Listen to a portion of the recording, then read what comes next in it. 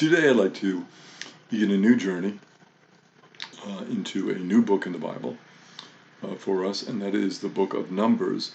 The book of Numbers is so called because of the census that is taken up in the book. There's a counting of the people of Israel, and so Numbers seemed an appropriate title when it was translated into the Greek.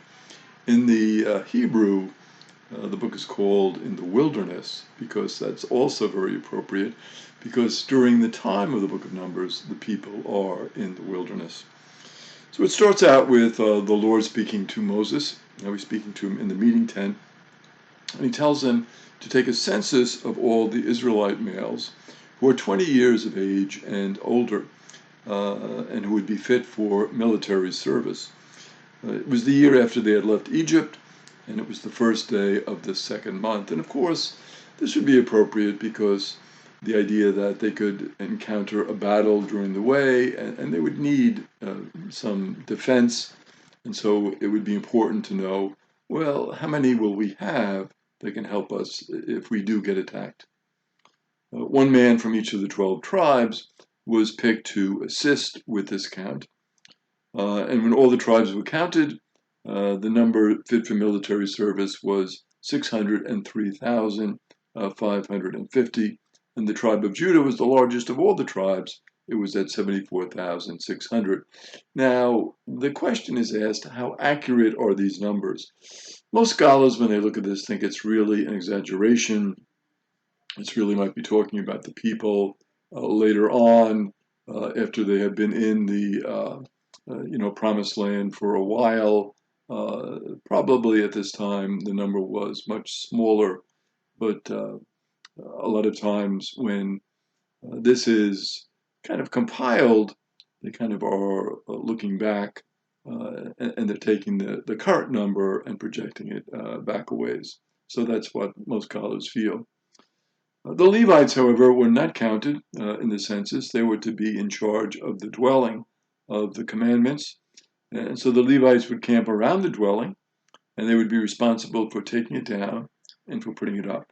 No layman could come near to it, or they would be put to death. So this was something that the Levites had to do, and it was not something that could be done by just an ordinary lay person.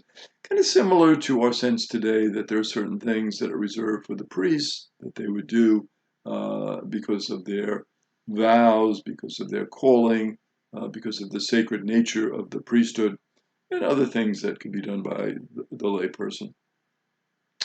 In chapter 2 of the book of Numbers, we find that the tribes were arranged now in 4 groupings of 3 tribes each around the meeting tent, and the Levites are in the center. So it gives us kind of the layout of where each tribe would be in relation to the meeting tent. This is very significant in the sense that it shows us the importance for the Jewish people at this time of the meeting tent. The meeting tent was the center of their life, and so they were camped around it. And the Levites, because of the sacred nature of their calling, they would be the closest to the meeting tent, and they would be the ones who would be primarily offering the sacrifices and leading the prayer in the meeting tent. In chapter 3 of the book of Numbers, we find that Aaron had 4 sons. 2 of them had died, and the Levites were chosen then to assist Aaron and his sons. So the Levites, Aaron, of course, from a different tribe, but the Levites were going to assist with the priestly duties, which had originally been headed by Aaron and his sons. And the Levites were chosen in place of every firstborn. The firstborn are sacred to the Lord, as we saw in the Passover story. So the importance of the firstborn, the Levites kind of are the ones who are going to be taking the place of the firstborn in terms of their ministry in the meeting tent. And now the clans of the Levites were divided up, and they had different duties. The clan of Gershon had charge of whatever pertained to the dwelling, and then he would use 2 wagons to transport it, because remember now, the wagon had to be taken with them on their journey.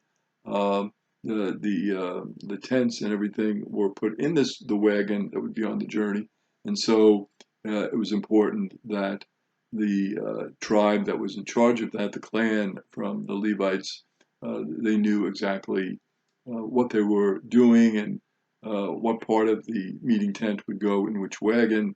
All of that very complicated because obviously the meeting tent was very large, and this had to all be figured out. The clans of the Kohathites, they had charge of the sanctuary, and that would be the ark, the table, the lampstand, the altars, the utensils, and the veil. They carried all these on their shoulders, so they didn't use the wagons like the clan of Gershon. The Kohathites, on the other hand, they would just carry it on their shoulders. These items, not quite as heavy, and so they could be carried on their shoulders.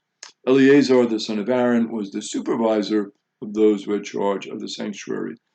Remember now, there were two sons of Aaron at this point who were alive. The two others had died.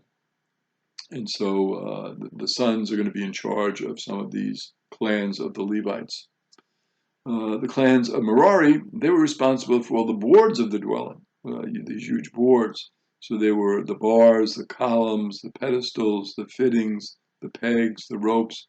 And instead of the two wagons, which the clan of Gershon had, they had four wagons to help because this material was very heavy. It was the heaviest part of the load, and so they needed the additional wagons. The total number of Levites a month old or more was 22,000. And again, this might be a number from a later time that was projected on to this time. Probably, certainly not that large a number. Now the Lord told Moses to assign the Levites to the Lord in place of all of the firstborn of the Israelites. There was a difference of 273 more firstborn Israelites. They were ransomed at the rate of 5 shekels for each individual. 1,365 shekels were paid by the Israelites to Aaron and his sons. Again, this notion of the ransoming. When you didn't have something, when you had to make something up, when you had to help with something, when you owed something, the concept of ransom, the concept of redeeming, which of course is carried on into the Christian scriptures as well, the idea of a redeemer, of the ransoming, an important concept. So we see it here because the number of the firstborn of the Israelites, there was a difference there, and so that had to be made up. In chapter 4 of the book of Numbers, the men from the clans of the Kohathites between the ages of 30 and 50, they were given special duties with regard to the most sacred objects. The most sacred objects were, of course, the screening curtain, the table of the presence, the poles, the lampstand, the golden altar, all these very sacred. The altar of incense, the utensils, the altar of the Holocaust, very important. So these were to be covered, and they were to be cleansed by Aaron and his sons, and then carried by the Kohathites. They were not to touch them. Again, this was very important because if they touched any of these very sacred items, they would die. That was the concept. Eleazar, son of Aaron, was responsible for the whole dwelling and all the sacred objects in it. So he had a very important duty. He was overseeing this entire operation, which, as you can see, involved a lot of material that had to be packed, that had to be carted from place to place, that had to then be set up again. This was really an intense labor that had to be done by these clans of the tribe of the Levites, and so Eleazar, he oversaw that. The Kohathites cannot look at the sacred objects or they will die. Aaron and his sons will tell them what to do. So again, this was very important. Sense of reverence for the sacred. These sacred objects, very important. They had to be treated with a lot of respect, a lot of dignity attached to them.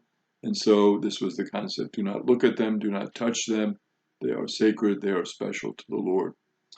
Now, the clans of the Gershonites, those between 30 and 50, they shall carry the sheets of the dwelling under the supervision of Ithamar, son of Aaron. Those sheets, of course, very important because they would separate the different areas where the Holocaust would be offered, where the ark would be kept. So that was a very important responsibility. The clans of the Merarites, those between 30 and 50, they shall carry the boards of the dwelling under Ithamar.